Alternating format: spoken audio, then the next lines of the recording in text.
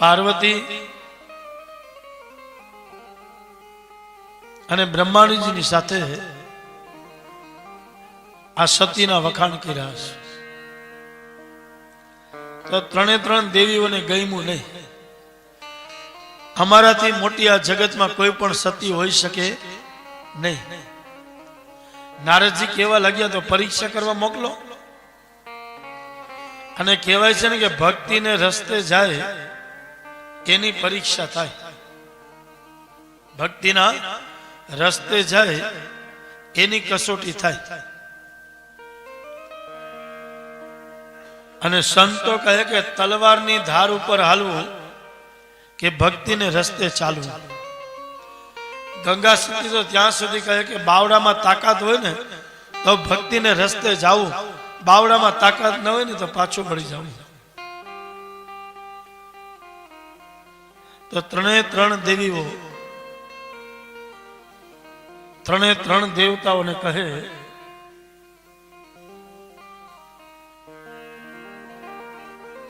કે તમે અનસૂયાની પરીક્ષા કરવા માટે જાઓ. અનસૂયાની આપ પરીક્ષા કરો. તો ત્રણે ત્રણ દેવતાઓ અત્રિ અને અનસૂયાના આશ્રમમાં આવ્યા. પણ સ્વરૂપ કેવું ધારણ કર્યું? સંતોનું સ્વરૂપ. ભગવાનને એમ થયું કે ચાર હાથ હશે, શંખ ચક્ર ગદા અને પદ્મ ધારણ કરેલા હશે તો ક્યાંક મને ઓળખી જશે. એટલે પ્રભુએ સાધુનું રૂપ લીધું છે. અને ત્રણે ત્રણ દેવતાઓ સાધુતા બની. આપણે કહીએ ને કે સંત સાધુ ને બાવા. જે સાધુ હોય ને એનું જીવન સરળ હોય. જે સાધુ હોય એનું જીવન સાદું હોય. અને સંત હોય એનું જીવન સરળ હોય. અને અમુક બાવા હોય પોતાને જીવન બગાડ્યું હોય ને બીજાને જીવનને બગાડે એ બાવા. અને અત્યારે ખોટા બાવા અહીંયા બહુ પકડાય. ખાલી ભગવા કપડા પહેરવાથી સાધુ બનાતો નથી, પણ જીવનમાં સાધુતા હોવી જોઈએ.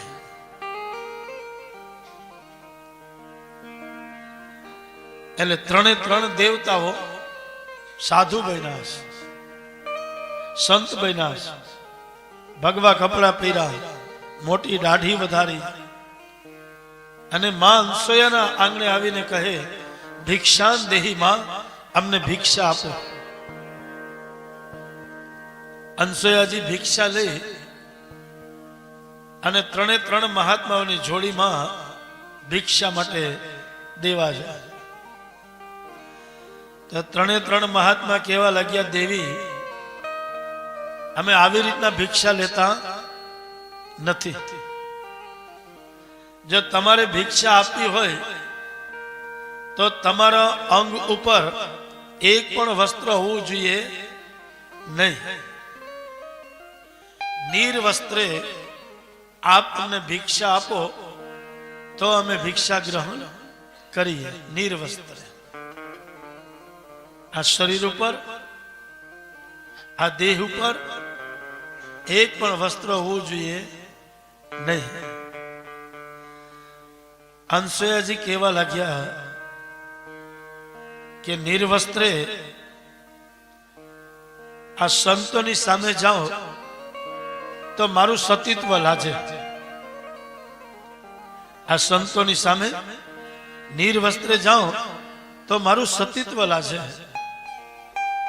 અને મારા આંગણે મહાત્માઓ આવ્યા છે, અતિથિ અને યાચક બનીને આવ્યા છે, તો મારે એને કંઈક આપવું પણ જોઈએ. અને જો એને ન આપું અને એમને જો નીકળી જાય તો મારો આતિથ્ય લાજે.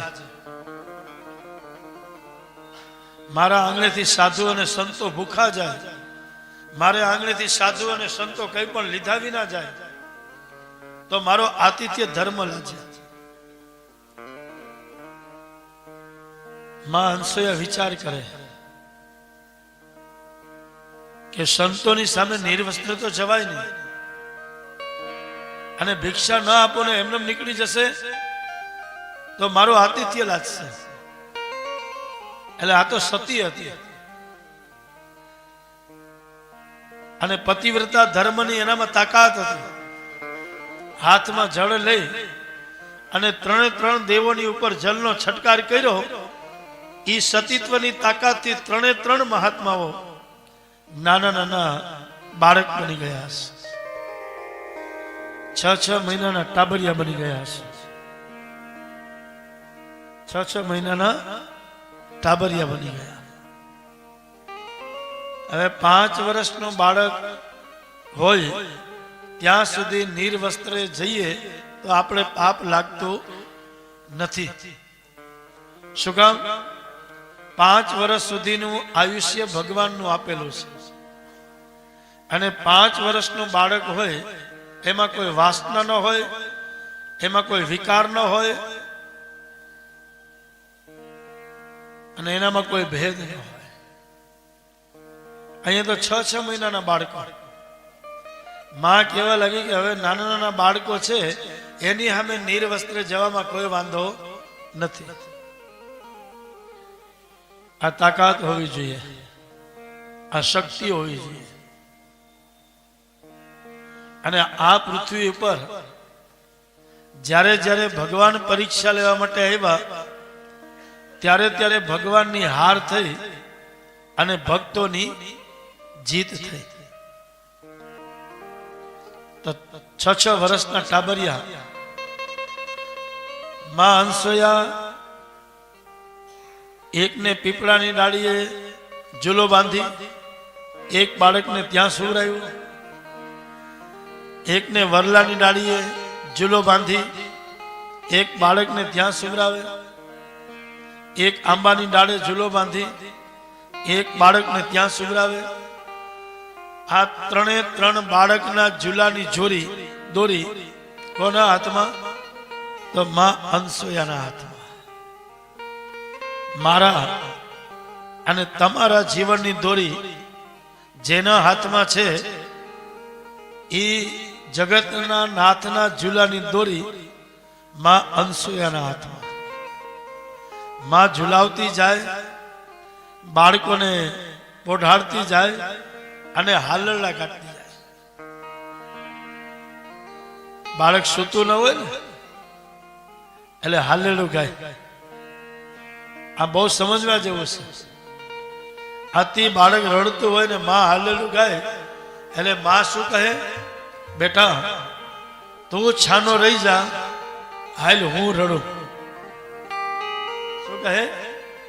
તું છાનો રહી જા, હું રડું. અહીંયા ઘણા દિવસો વીતી ગયા, મહિના વીતી ગયા. વૈકુંઠમાં નથી ભગવાન, કૈલાસમાં નથી મહાદેવ અને બ્રહ્મલોકમાં નથી બ્રહ્માજી. એટલે 3 દેવીઓ રડે છે. અહીંયા ભગવાનની પત્નીઓ પણ રડે છે. એટલે નારદજી કહેવા લાગે કે આપ રડો છો કેમ? તો કે તમારા કહેવા પ્રમાણે અમે અનસૂયાની પરીક્ષા લેવા માટે આ 3 દેવતાઓને મોકલ્યા, એ હજી સુધી પાછા આવ્યા નથી. તો કે આવશે નહીં, તમારે એને લેવા જવા પડશે. અને તમે લેવા જશો ને તો આવશે. તમારે એને લેવા જવા પડશે. નારદજી કહેવા લાગ્યા એડ્રેસ આપો, તમે 3 ત્યાં જાઓ. એટલે નારદજી અનસૂયા માતાનું એડ્રેસ આપ્યું. તો 3 દેવીઓ આવી માં અનસૂયાના આશ્રમ પાસે અને અનસૂયાજીને કહે અમારા પતિને જોયા? સીધો આ પ્રશ્ન કર્યો. તો અનસૂયાજી કહેવા લાગ્યા કે તમારા પતિ કેવા હતા હું તો ઓળખું નહીં, અને અમારો તો આશ્રમ છે, અહીંયા તો કોઈ પણ આવે ને કોઈ જાય. એટલે લક્ષ્મીજી કહેવા લાગ્યા શાંતાકારમ ભુજગશયનમ પદ્મનાભમ સુરેશમ વિશ્વાધારમ ગગન સદૃશમ મેઘવર્ણમ શુભાંગમ લક્ષ્મીકાંતં કમલનેલમ યોગી વિદ્યાનુગમ્યમ વંદે વિષ્ણું ભવભયહરં સર્વલોકૈકનાથ.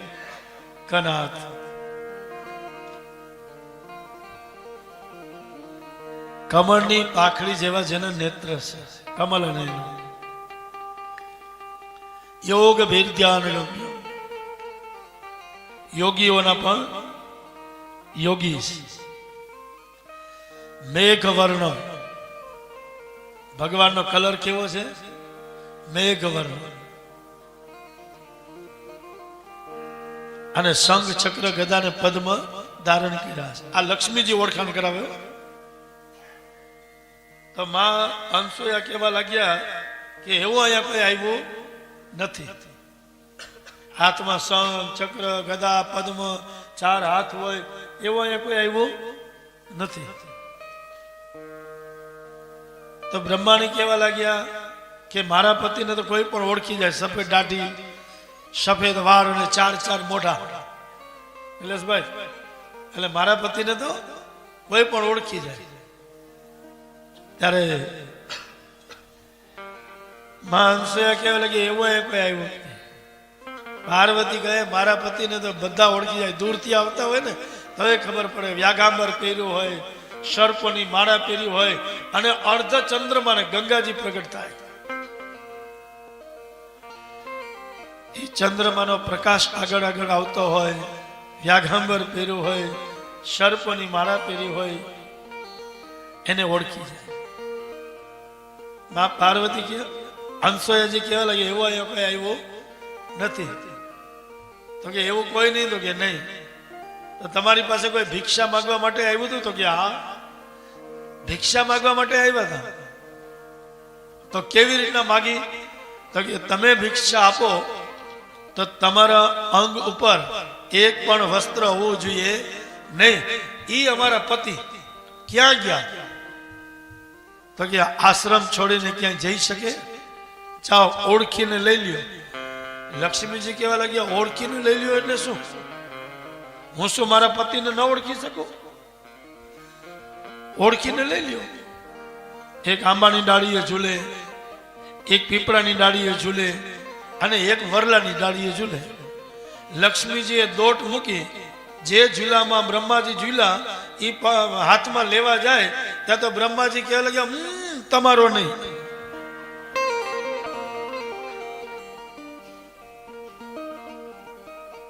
બ્રહ્માણી જ્યાં પોતાની પત્નીઓ નથી ઓળખી શકતી બાપ, તો મારે તમારે એને ઓળખવા માટે કેટલા જન્મ લેવા પડે છે? એને ઓળખવા માટે આપણી કેટલી ભક્તિ હોવી જોઈએ. અને એને ઓળખવા માટે આપણે કેટલી કથાઓ સાંભળવી પડે.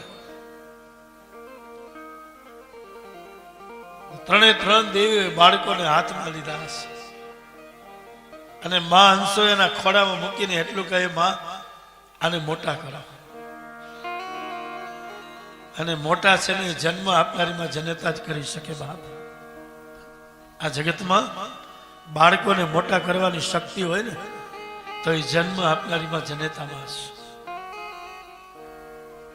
હાથમાં જળ લઈ અને ત્રણે ત્રણ બાળકોની ઉપર જેવો જલનો છટકાર કરે ત્યાં તો બ્રહ્મલોકનો બ્રહ્મા, કૈલાસનો મહાદેવ અને વૈકુંઠનો ભગવાન વિષ્ણુ પ્રગટ થયા છે બાપ.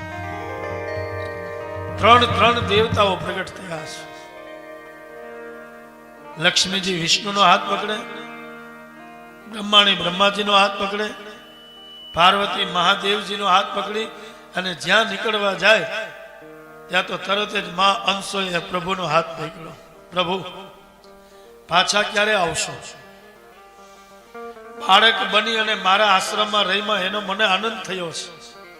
બાળક બની અને મારા આશ્રમમાં તમે રહીમાં એનો મને આનંદ થયો. પણ પ્રભુ મારી કુખે જન્મ ધારણ કરો અને માં અંસોયાને આનંદ આપો. મારી કુખે આપ જન્મ ધારણ કરો પ્રભુ.